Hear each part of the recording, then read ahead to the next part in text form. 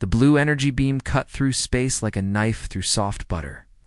Captain Zalteth watched from the bridge of his ship as the beam struck the surface of Velmar 3. The planet's green forests and blue oceans began to change color. Within hours, everything would be gray and dead. "Captain, we have to retreat," said his second officer, Morik. Her forearms shook as she spoke. "The Vorthok ships are too strong. Our weapons do nothing to them." Zalteth nodded slowly. His people, the Kethver, had been fighting the Vorthok swarm for 2 years now. In that time, they had lost 6 worlds and millions of lives. The enemy ships looked like giant insects made of metal and flesh. They could heal themselves when damaged. Their weapons could kill entire planets. "Send the order to all ships," Zalteth said. "Fall back to the outer system. Cannot save Velmar 3. As his small fleet of 20 ships moved away from the dying planet, Zalteth thought about his species. The Kethver were tall and thin, with blue-green skin and large eyes. They ate only plants and had lived in peace for over 1,000 years. Before the Vorthok came, the worst thing they had to worry about was bad weather or sick crops. The Kethver were part of the Confederation, along with 2 other peaceful species. The Telmari were small and furry, like walking teddy bears with 6 legs. The Quindal looked like tall birds with hands instead of wings. All 3 species had lived together in harmony across 12 star systems. They traded goods, shared knowledge, and helped each other. None of them had ever fought a real war. Then the Vorthok arrived from the dark space between galaxies. They came in ships that looked alive, with hulls that could grow new parts when damaged. Their weapons turned living worlds into dead rocks. They ate everything, plants, animals, even the soil itself. After they were done feeding, they moved on to the next world, leaving nothing behind but empty space. "Captain, incoming message from High Command," Morik said. Zalteth pressed a button on his chair. The face of Admiral Kethvana appeared on the main screen. She looked old and tired. Her once bright blue skin had turned gray with worry. "Captain Zalteth, report on the situation at Velmar." "We have lost the planet, Admiral. The Vorthok bioships began the feeding process 30 minutes ago. Our weapons could not penetrate their hulls. We are retreating as ordered." Admiral Kethvana closed her eyes. "That makes 7 worlds lost. Half of our territory is gone. At this rate, the Confederation will fall within a year." Zalteth felt sick. His own homeworld of Kethaner was only 3 systems away. His mate and 2 younglings lived there. Thought about the Vorthok ships arriving at his home, turning everything he loved into dead, gray dust. "What are our orders, Admiral?" "The Council has made a decision. We are sending out a galaxy-wide distress signal. We'll ask every advanced species in known space for help." Zalteth was surprised. Confederation had always been proud and independent. They had solved their own problems for hundreds of years. Asking strangers for help felt wrong. "Admiral, with respect, what makes you think other species will help?" "Us. Most of them barely know we exist. Because if the Vorthok finish with us, they will not stop. These creatures consume everything in their path. Every world, every species, every form of life. If we fall, they will spread across the galaxy, like a disease." After the call ended, Zalteth sat quietly in his captain's chair. Around him, his crew worked to repair damage from the battle. Their ship, the Far Star, had taken hits from Vorthok bioweapons. The hull showed burn marks where the enemy beams had struck. Some of his crew members were hurt, but they would live. 3 days later, they received word that the distress signals had been sent. The messages went out in every known language, broadcast on all frequencies. The Confederation begged for help, offering to share all their technology and knowledge with anyone who would come to their aid. For weeks, nothing happened. Then the replies began to arrive. The first came from the Stellar Republic, a group of machine-based life forms. "Your situation is unfortunate," their message said. "However, our systems are too far away to provide assistance. We wish you success in your struggle." The second reply came from the Hegemony of Worlds, a collection of advanced species near. the Galactic Center. We have studied your reports about the Vorthok threat. While we sympathize with your situation, we cannot risk our own populations in a war so far from our borders. More messages came in over the following days. All of them said the same thing in different ways. Sorry, too far away. Not our problem. Good luck, you are on your own. Some species sent longer messages explaining why they could not help. The crystalline entities said their ships could not travel fast enough to reach Confederation space.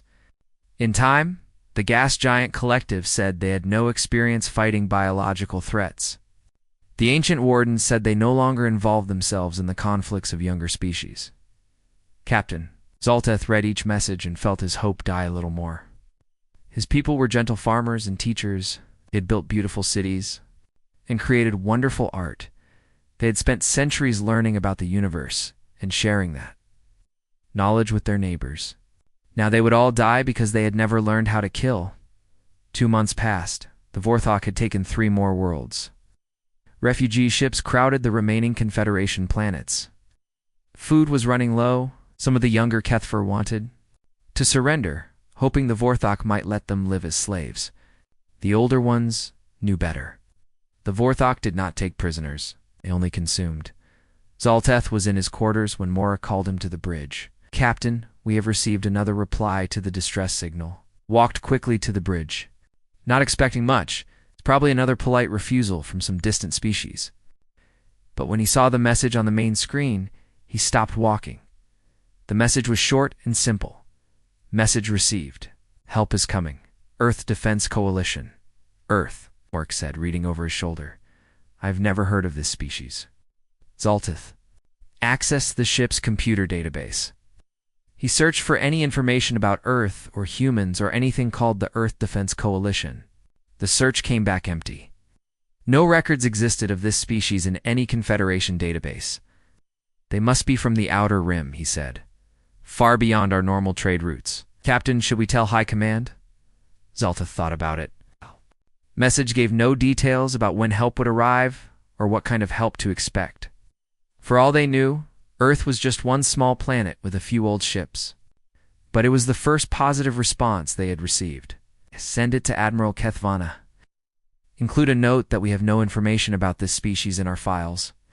The reply from High Command came quickly. Investigate these humans if possible. It's possible. Any help is better than none. The Vorthok are now only 6 months from Kethaner Prime. That night, Zolteth stood in the observation deck of his ship, looking out at the stars. Somewhere out there, unknown creatures called humans were supposedly coming to help, he wondered. What they looked like, what kind of ships they had, and whether they could really make a difference against the Vorthok swarm. He did not know that the humans were already on their way, traveling through hyperspace at speeds that would amaze the Confederation. He did not know that Earth was a world of constant war and death, where creatures fought for survival every day. He had never heard of predators or evolution through violence. Most importantly, he had no idea that his people had just asked the galaxy's most dangerous species for help. The space around Kethaner Prime filled with bright flashes of light. One by one, 30 unknown ships appeared out of hyperspace.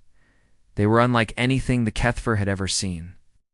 Where Confederation vessels were smooth and curved like flower petals, these new ships looked hard and angular.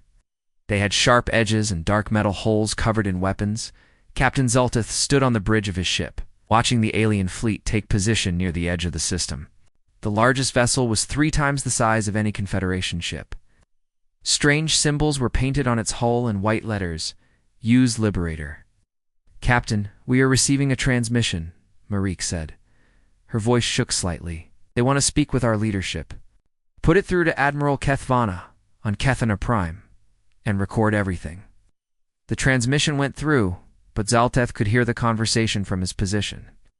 A new voice spoke, deep and rough compared to the musical tones of Kethver. Speech. This is Admiral Jake Morrison of the Earth Defense Coalition. We received your distress signal. We are here to help. Admiral Kethvana's reply came quickly. Admiral Morrison, we thank you for coming. We were not sure anyone would answer our call. How soon can we meet to discuss the situation? We can meet immediately. I will send a shuttle to your location. 3 hours later, Zaltaith found himself aboard the neutral trading station that orbited Kethaner Prime. The station's main meeting room had been prepared for first contact with the humans. Representatives from all 3 Confederation species waited nervously when the human delegation entered the room. Everyone fell silent. The humans looked like nightmares made real. They stood upright on 2 legs like the Kethver, but that was where the similarities ended. These creatures had thick, muscular bodies built for violence. Their skin came in different shades of brown and pink. Most shocking of all were their eyes. They faced forward like a predator's, and their mouths showed sharp white teeth. Admiral Morrison was a tall human with gray hair and scars on his face. He wore a dark uniform covered in metal decorations. Behind him stood other humans, each one looking equally dangerous. One was a female with short brown hair and cold blue eyes. Another was a large male with dark skin and arms like tree trunks. Ambassador Lyriath of the Kethver stepped forward. She was their best diplomat, but even she seemed frightened. "Welcome to our system, Admiral Morrison. I am Ambassador Lyriath. We are grateful that you have come so far to help us." Nodded. "Thank you for the welcome. These are my officers. Commander Alex Turner, our military operations chief. Lieutenant Commander Lisa Hayes, our science officer. Captain Roy Gibson, destroyer squadron leader." Each human nodded as they were introduced. Their movements were controlled but fluid, like hunters ready to spring into action. Ambassador Lyriath tried not to stare at their teeth. "Please sit down," she said, gesturing to chairs that had been prepared. The humans sat, but they kept looking around the room as if checking for threats. "Can you tell us about your people? We have no records of Earth in our databases." Admiral Morrison leaned back in his chair. "Earth is about 40 light-years from here, in what you probably call the Outer Rim. We are a young species compared to most others in the galaxy. We have only had space travel for a few hundred years." "And you came all this way to help strangers?" asked Veltara, a representative of the Telmari. The small furry creature could barely see over the table. "Yes, when we received your message, our government decided to respond immediately, Commander." Turner spoke up. His voice was harsh and direct. "We have reviewed the information you sent about these Vorthok. They sound like a threat that could spread across the entire galaxy if not stopped." Lieutenant Commander Hayes opened a small device and projected images into the air above the table. The images showed Vorthok ships and the dead worlds they left behind. "We have been studying your enemy. They are biological constructs, essentially living weapons. Their ships can repair themselves and adapt to different attacks." Ambassador Lyriath felt hope for the first time in months. These humans seemed to understand the threat. "Yes, that is correct. Our weapons do very little damage to their ships. They heal faster than we can hurt them." "That is because you have been fighting them wrong," Commander Turner said bluntly. The Confederation representatives looked at each other in confusion. "Wrong, Ambassador?" Lyriath asked. "How can there be a wrong way to defend yourself, Admiral?" Morrison smiled, showing his sharp teeth. It was not a friendly expression. "You are thinking like prey animals. You wait for them to attack, then you try to defend. Prey thinking." "What do you mean?" asked Quindel, Representative Creddock, ruffling his feathers nervously. "We are predators," Lieutenant Commander Hayes explained. "On our world, everything is trying to kill everything else. Plants, animals, weather, diseases, other humans have been fighting for survival since before we discovered fire." Commander Turner stood up and walked to the projected images. "These Vorthok are like army ants from our world. They swarm over everything, consuming as they go. But army ants have weaknesses. They expect their prey to run or hide. They do not expect their prey to fight back with intelligence and violence." "Violence." Ambassador Lyriath repeated the word like it tasted bad. "But violence only creates more violence. It solves nothing." The humans looked at each other and made sounds that might have been laughter. "Violence solves many problems," Admiral Morrison said. "The trick is knowing when and how to use it." Captain Gibson spoke for the first time. He was shorter than the other humans, but had scars on his hands and arms. "These Vorthok have been winning because they are the only ones using violence effectively. They attack, consume, and move on. No one fights back hard enough to hurt them. We do not know how to fight a war, Ambassador Luriath admitted. The Confederation has been at peace for over 1,000 years. That is your problem, Commander, Turner said. Peace is wonderful, but sometimes you have to fight to protect it. We learned that lesson long ago. Lieutenant Commander Hayes activated. More images. These showed human ships in battle formations. Our ships are designed for war. Our weapons are made to destroy other ships quickly and completely. Our soldiers are trained to fight in any environment. Soldiers? Asked Veltara. You mean people whose job is to fight, among other things? Yes, Admiral Morrison said. Earth. We have armies and navies, groups of people who train to fight and protect others. Every human serves in the military for at least 2 years. The Confederation representatives were shocked. An entire species that trained for war? It seemed impossible. How do you have time for art, science, or culture if everyone is preparing for battle? Ambassador Luriath asked. War drives innovation, Lieutenant Commander Hayes explained. Many of our greatest discoveries came from military research, and our art often reflects our struggles. Beauty means more when you have seen ugliness. Admiral Morrison stood up. We did not come here to discuss philosophy. We came to stop the Vorthok. The question is, will you let us help you? Of course, Ambassador Luriath said quickly. What do you need from us? Information about Vorthok movements, locations of their ships, and detailed maps of your territory. We also need you to stay out of our way while we work. Commander Turner pulled up tactical displays. We have 30 ships in this fleet. More are coming. Within a week, we will have over 100 vessels ready for combat. We plan to hit the Vorthok before they can organize a response to our arrival. Hit them? Kretak asked. Captain Gibson explained. Choose the time and place of battle. Make them react to us, instead of the other way around. The meeting continued for several hours. The humans asked detailed questions about Vorthok tactics, ship designs, and feeding patterns. They seemed to understand warfare in ways the Confederation could not imagine. As the meeting ended, Ambassador Luriath felt both hope and fear. These humans might be able to save them, but they were clearly dangerous. She wondered if asking for help from predators was better than dying to the Vorthok. Admiral Morrison shook her hand before leaving. His grip was firm and warm. Do not worry, Ambassador. We've dealt with threats like this before. The Vorthok picked the wrong species to mess with. After the humans left, the Confederation representatives sat in silence for a long time. Illy. Veltara spoke in a small voice. I think we just made a deal with monsters to fight other monsters. Ambassador Luriath looked out the window at the human fleet. The ships hung in space like dark threats against the stars. Yes, she said quietly. But they are our monsters now. The alarm bells rang throughout the Confederation. Monitoring station at Veltar Prime. Captain Zeltith rushed to the main screen as his communications officer pointed at the readings. Captain, long-range sensors are picking up a massive Vorthok fleet. At least 50 bioships heading straight for the colony. Zeltith felt his blood turn cold. Veltar Prime was home to 3 million Keth for civilians. The planetary defense grid had only 12 ships, and they had already proven useless against Vorthok weapons. How long until they arrive? 6 hours? Maybe less. Before Zaltith could respond, a new voice came over the communications system. It was rough and confident, speaking the human language that translation computers were still learning to understand. Confederation vessels. This is Captain Roy Gibson aboard the UES Reaper. We have detected the incoming Vorthok fleet. Do not engage. Repeat. Do not engage. Human forces will handle this situation. Zaltith looked at his crew in confusion. Handle it how?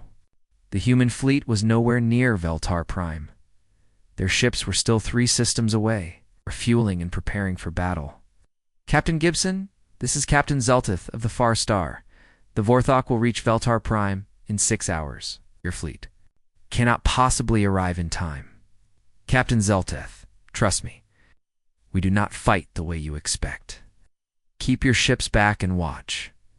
Today you will learn how humans make war. 2 hours later, the first Vorthok bioships entered the Veltar system. They moved in their usual formation, a swarm of living vessels that looked like giant metal insects. The largest ones were over 2 kilometers long, with smaller fighter craft buzzing around them like angry wasps. The Vorthok had used this same attack pattern on dozens of worlds. They would approach the planet directly, overwhelming any defenders with superior numbers and firepower. Then they would begin the feeding process, turning all life into gray dust. But something was different this time. As the Vorthok fleet approached Veltar Prime, explosions suddenly erupted throughout their formation. The aliens had no idea where. The attacks were coming from. Their bioships twisted and writhed as invisible weapons struck them from multiple directions. Captain Roy Gibson sat in the command chair of his destroyer, hidden in the asteroid field at the edge of the system. Around him, 29 other human ships waited in carefully chosen positions. Some hid behind gas giant moons. Others floated dark and silent among space debris. Target acquired, reported his weapons officer, Lieutenant Karen Walsh, Vorthok command ship, bearing 27 Mark IV. Fire torpedoes spread. Full spread. The UES Reaper launched 12 torpedoes at once. Each torpedo was a simple kinetic weapon, just a dense metal rod accelerated to incredible speed. Kethver had tried similar weapons before, but their versions moved slowly, and the Vorthok bioships could dodge them. Human torpedoes did not give their targets time to dodge. The metal rods struck the Vorthok command ship at nearly the speed of light. The bioship's living hull, which could heal from energy weapon damage, simply disintegrated under the kinetic impact. Secondary explosions rippled through the vessel as its organic systems failed. Direct hit. Target destroyed, Lieutenant Walsh reported with satisfaction. All across the Veltar system, human ships emerged from hiding to attack. They struck from asteroid belts, from behind planetary rings, from the dark side of moons. The Vorthok had expected a straight fight, ship against ship. Instead, they found themselves surrounded by enemies they could not see until it was too late. Commander Sandra Bell commanded the Marine assault ship U.S. Falcon. Her vessel specialized in boarding actions, something the peaceful Confederation had never attempted. While other human ships attacked from range, she brought her ship close to a damaged Vorthok bioship. Boarding pods away, she announced to her crew. Remember, these things are alive inside. Expect organic defenses, living walls, and hostile atmosphere. Standard search and destroy mission, the boarding pods, small armored craft carrying 20 Marines each, attached themselves to the Vorthok hull like parasites. Cutting tools burned through the bioship's outer skin while the living vessel tried desperately to seal the wounds. Sergeant Pete Morgan led the first boarding team inside. What they found was unlike anything in human experience, but their training had prepared them for strange environments. The corridors were not built, but grown, with walls that pulsed like a heartbeat. Strange organic lights provided dim illumination, and the air smelled of decay and alien biology. Team 1, move to the reactor chamber, Commander Bell's voice came through their helmet radios. Plant charges and get out. This thing needs to die. The Marines moved through the bioship like they had trained for years in similar environments. In truth, many of them had fought in Earth's deep ocean trenches, underground cave systems, and toxic industrial complexes. A living alien ship was strange, but not impossible to handle. Vorthok defenders came at them through the organic corridors. The enemy looked like a mixture of insect and machine, with sharp claws and acid weapons. But they had never fought humans in close combat before. Private Danny Cooper took point, carrying a weapon that shot metal spikes at high velocity. When a Vorthok drone leaped at him from the ceiling, he put 3 spikes through its center mass and kept moving. Behind him, his squad moved with practiced efficiency, covering each other and advancing steadily toward their objective. Contact rear, called Private Lisa Stone. She turned and fired at Vorthok reinforcements trying to flank them. Her weapon used explosive shells designed to work in any atmosphere. The aliens learned quickly that humans had spent centuries perfecting the art of killing other humans. And those skills transferred well to killing aliens. The Marine team reached the bioship's central reactor, a massive organic structure that pulsed with energy. It looked more like a giant heart than a machine, beating rhythmically as it powered the vessel. "Charges set," reported Sergeant Morgan. 30 seconds to detonation. The Marines fought their way back through corridors that were now actively trying to kill them. The bioship had realized it was being attacked from within and was changing its internal structure, growing new barriers, and releasing toxic gases. "Move, move, move," Commander Bell shouted over the radio as her teams raced back to their boarding pods. "This thing is trying to trap you inside." They made it out with seconds to spare. The nuclear charges detonated deep inside the Vorthok bioship, and the entire vessel came apart in a shower of organic debris and strange fluids.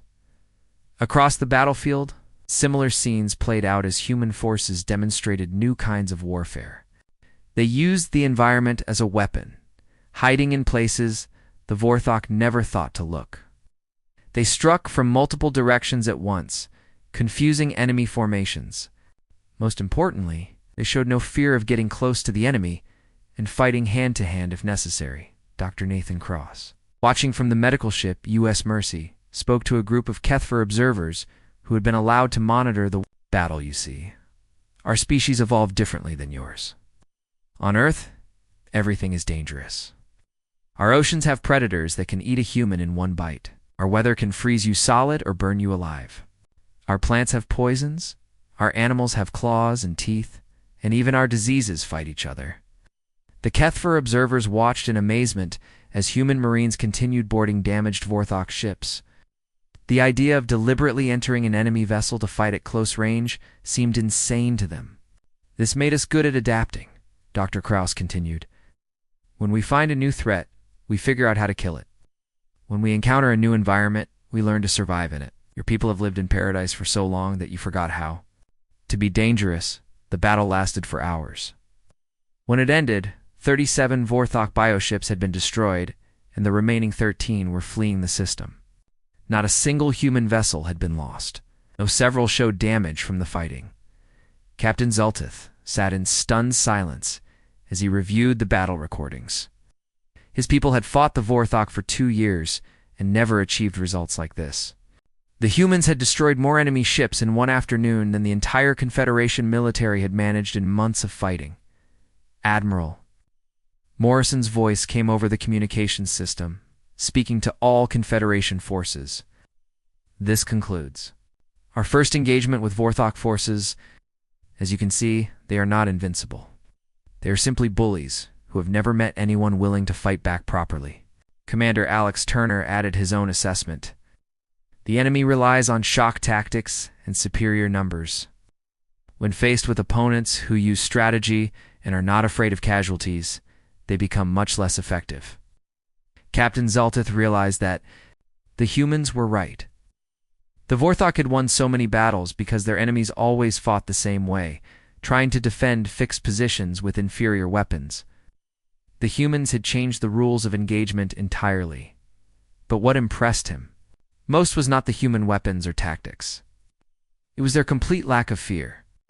These creatures had deliberately entered enemy ships to fight aliens with claws and acid weapons, using nothing but their own weapons and determination.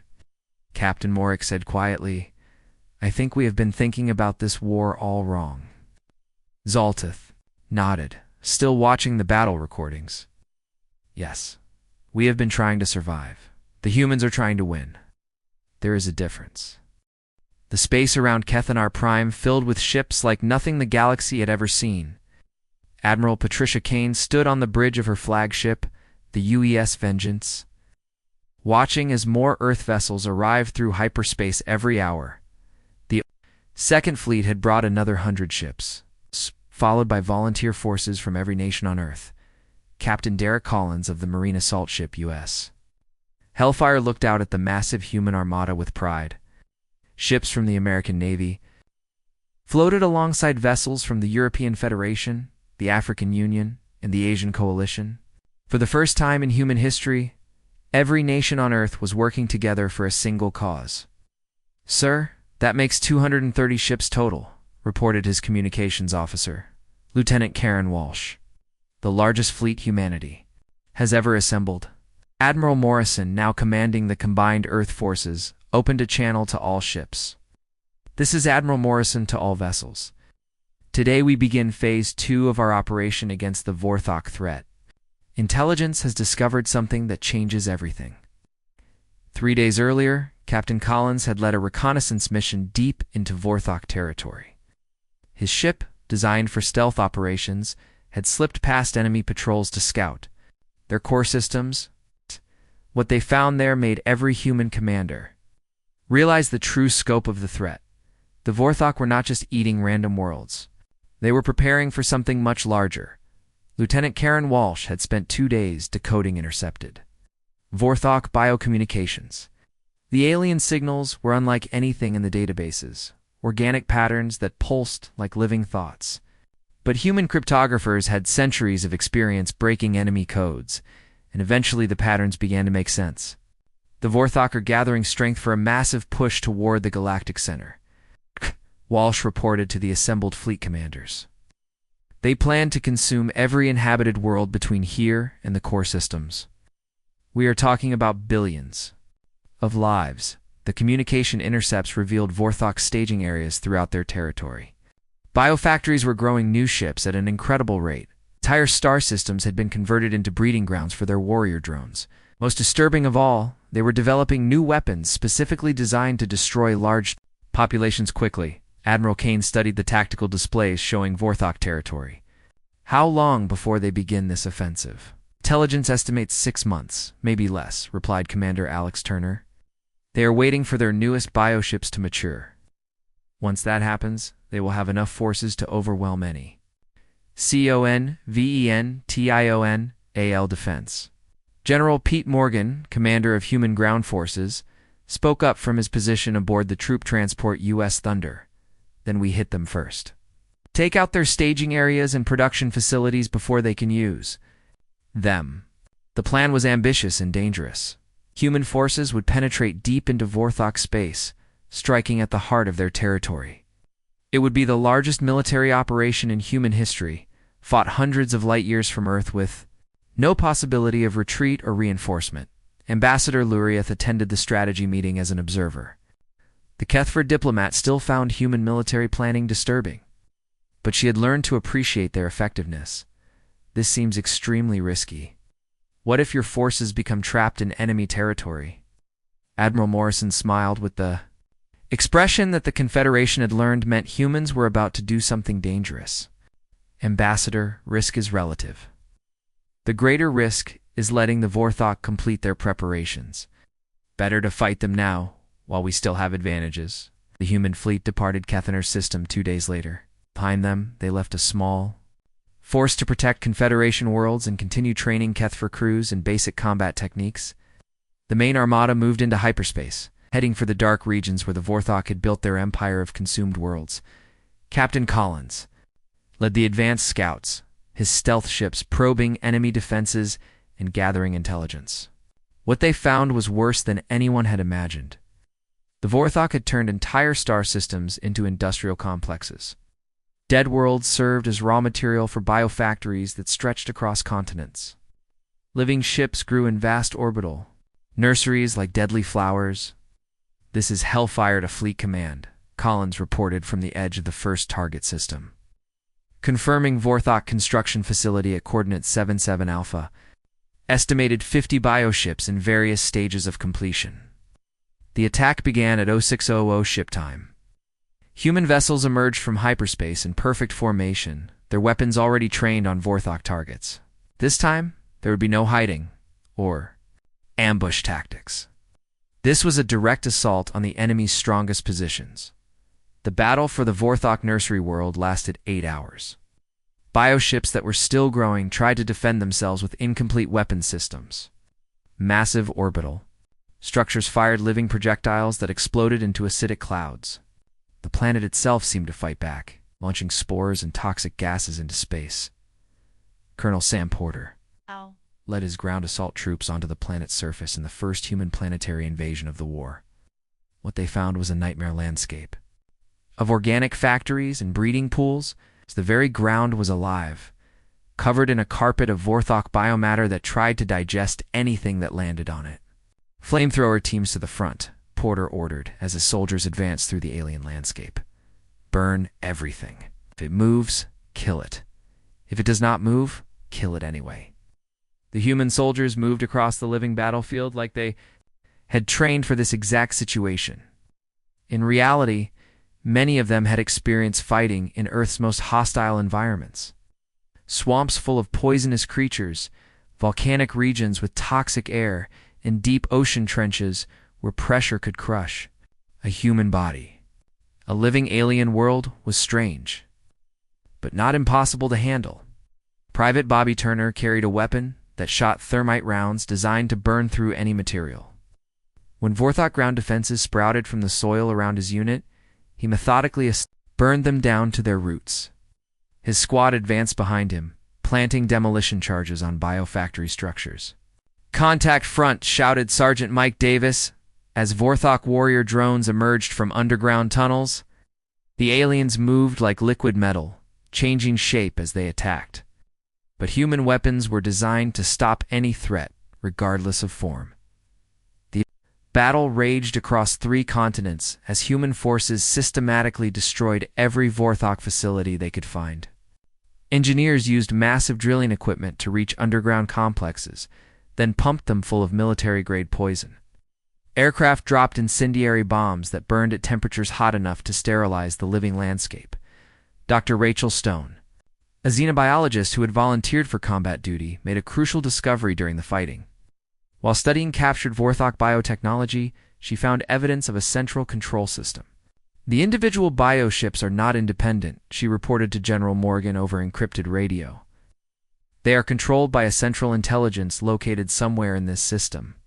If we can find it and destroy it, the entire local Vorthok network should collapse." The search for the Vorthok Control Center led human forces to the system's largest moon. Deep beneath its surface, they found something that defied explanation. The entire moon was hollow, converted into a massive organic computer that coordinated Vorthok operations across dozens of star systems. Major Greg Turner led his battalion through the living corridors of the control facility. The walls pulsed with electrical activity as alien thoughts flowed through organic circuits. Strange lights flickered overhead, and the air smelled of copper and decay. "This place is like a giant brain," reported one of his soldiers as they moved. Deeper into the facility, the walls are actually thinking. The human assault team fought through defenders that seemed to predict their every move. The control facility was learning from their tactics in real time, growing new obstacles and deploying counters to human weapons. But Turner's soldiers had one advantage the Vorthok had not anticipated. "Improvise and adapt," Turner ordered his. "Troops change tactics every 5 minutes. Do not let this thing learn our patterns." The final assault on the control center's core required human soldiers to literally fight their way through living computer systems. They used chainsaws too, cut through data cables that writhed like snakes. They threw grenades into processing chambers that screamed when damaged. They poured acid into memory banks that tried to fight back with electrical discharges. When the control center finally died, the effect was immediate and dramatic. Across the entire star system, Vorthok bioships simply stopped moving. Without central coordination, they drifted helplessly in space. Their crews unable to function independently. Admiral Morrison watched from his command ship as human forces systematically destroyed the disabled Vorthok vessels. "That is 1 staging area down. Intelligence reports 12 more in Vorthok territory." The message was clear to everyone in the fleet. This was just the beginning. If the humans had proven they could strike at the heart of Vorthok power, but the enemies still had massive forces spread across their territory. The Vorthok Prime Hive hung in space like a diseased moon, its surface covered in organic towers and biomechanical structures. It was not a planet in any normal sense, but a living world ship the size of Earth's moon. From this central location, Vorthok had coordinated their expansion across the galaxy for thousands of years. Admiral Jake Morrison stood on the bridge of his flagship, watching as the largest human fleet ever assembled took positions around the Hive. 300 ships from Earth surrounded the alien stronghold. their weapons trained on the living surface below. This would be the final battle of the war. "Sir, long-range sensors are detecting massive movement inside the hive," reported Captain Derek Collins from his position aboard the UES Hellfire. "They know we are here." General Pete Morgan, commanding ground forces from the assault ship UAS Thunder, opened communications with all ships. "Remember, this is not just a military target. Intelligence reports indicate the hive contains some kind of ultimate weapon. We cannot let them use it." Dr. Rachel Stone had discovered the truth during the previous battles. The Vorthok were not just planning to consume the galaxy slowly. They had developed a bioweapon that could sterilize entire star systems at once, killing every living thing across multiple worlds in a matter of hours. "The weapon is located deep inside the hive's core," she explained to the assault commanders. "If they activate it while we are fighting, it could destroy every planet within 50 light years, including the Confederation worlds." The attack began. With a massive orbital bombardment, human ships fired everything they had at the hive's surface defenses. Kinetic rounds, nuclear missiles, and energy weapons struck the living world with the force of small stars. But the hive was enormous and heavily defended. Organic weapons emerged from its surface to fire back at the human fleet. "Captain!" Roy Gibson commanded the destroyer squadron that led the first wave. His ship, the UES Reaper, had fought in every major battle of the war.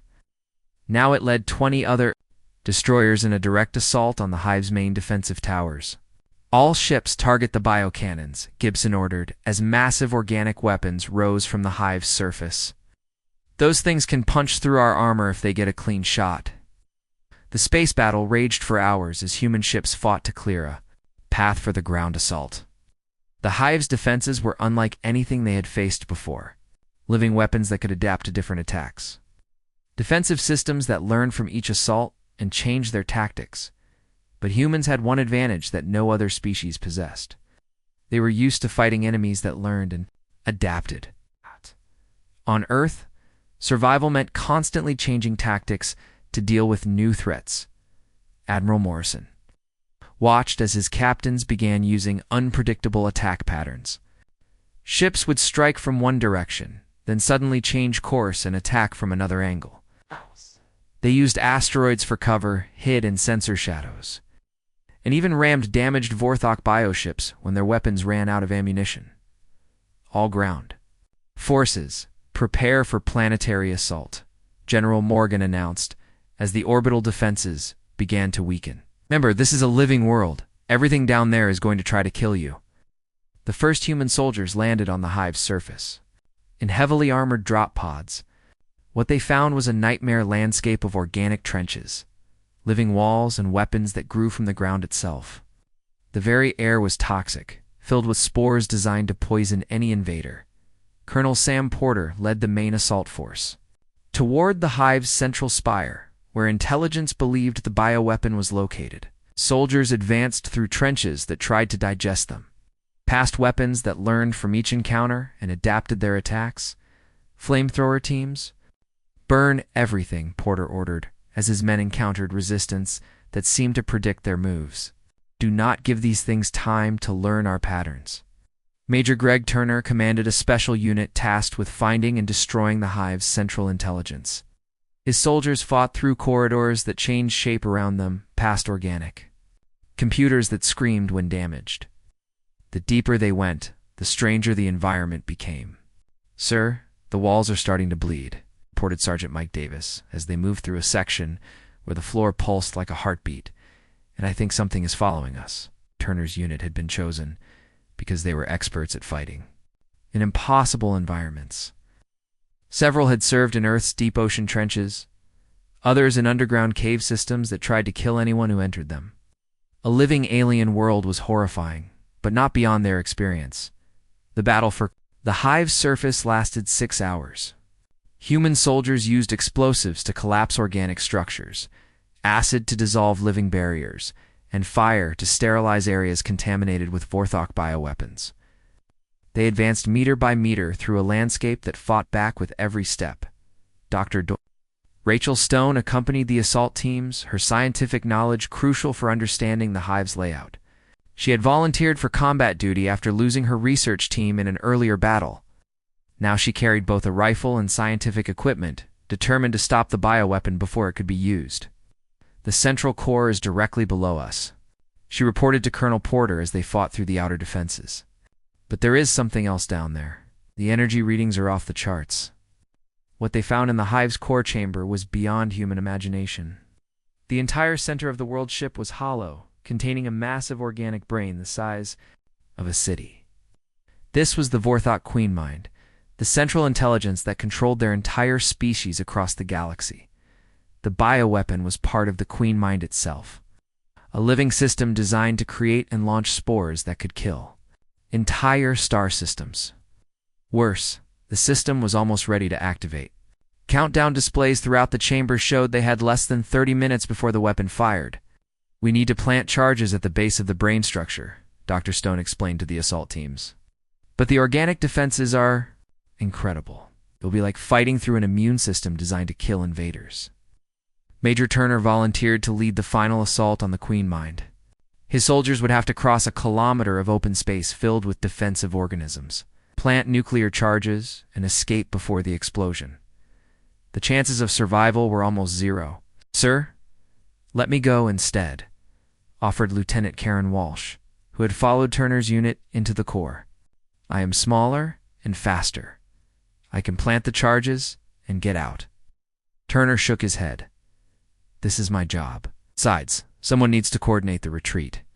The final assault began as human soldiers charged across the organic landscape toward the massive brain structure. Defensive organisms emerged from every surface, creatures designed specifically to kill intruders. But the humans fought with the desperation of people who knew the entire galaxy depended on them. Turner made it halfway to the target, for organic defenses overwhelmed his position. As alien creatures swarmed around him, he made a decision that would save billions of lives. Instead of trying to escape, he activated the nuclear device manually. "I tell my family I did something that mattered." He radioed to his unit as the countdown reached 0. The explosion tore through the Queen Mind.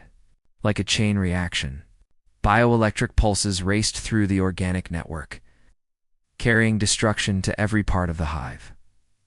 More importantly, the pulse traveled through the quantum connections that linked all Vorthok forces across the galaxy. Without their central intelligence, the Vorthok species collapsed into chaos. Bioships throughout their territory stopped responding to commands. Ground forces turned on each other as local commanders fought for control. The great swarm that had threatened to consume the galaxy destroyed itself in a matter of hours. "Admiral." Morrison watched from orbit as the hive finally died, its organic lights fading one by one. Around him, human ships that had survived the battle hung in space like exhausted guardians.